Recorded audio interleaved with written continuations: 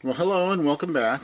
I'm now finishing up on the Colt Model N, or the 1908 vest pocket, the little pocket hammerless.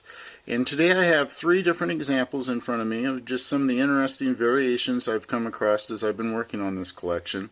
And I'll go ahead and I'll start with the earliest one. This one is from 1924 to 1925, and it's in the 340,000 serial range, and it's, as you can see, finished in nickel, and it cleaned up great. It dirty slide serrations and just dull finish, lots of clouding from oil and stuff on it, and it polished up really well. And another interesting thing on this one is it has the old Franzite grips on them. It's plastic, for those of you not familiar with it. And it's got a lot of variation in it. I guess it's supposed to look like a horn or something along those lines. And pretty cool. You can still find the Franzite grips available on like eBay or Gunbroker. So anybody that's interested in looking further for those, there you go. And then the next example I have here is from let's see, this one's from 1930. 1 or 32, yeah, 31 to 32 production date on this, and this falls into the 388,000 serial range. And this is just a great example of the old pearl grips. And then the case hardening on this too looks really cool. A lot of variation in this particular one. Really pulls the pistol together for a cool look, and you can see it really well on the trigger here. And you can see it really well on the grip safety here on the back. And then of course it was case hardened at the thumb safety. So there you go. And I might mention too that because of this silver nickel plating on these medallions, those will clean up really well too. If you're interested in taking the time to polish them out, they look great when they're done.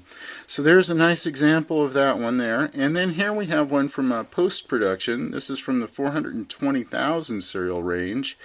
And this one would have been made in 1946 to 47. So they skipped up in serial numbers. They ended around 408,000. And there were some that were still made in that range in 46 to 47. But then they skipped up to this 420,000 serial range as they finished those last 2100 Model Ns. And they made all those, of course, out of in post-production from parts that were already machined in 1940. And as I've said before in other videos, Colt wasted nothing and eventually sold everything. And here's another great example of parts that were left over in the factory after World War II that were used to make some functioning pistols and sold to the public. And this is a great example of one here that was put together from parts that were left after production. So there you go, three neat little examples of variations of the Model N, and I hope you've enjoyed seeing this little pistol. Next I'm going to move on to the Colt Juniors that were made from 1957 to 1973, and there's a little bit on that, and I'll do a couple videos on that, and then it's on to the 1905s, which is the introduction of the 45 ACP round, and the first 45 automatics, and that should be interesting too.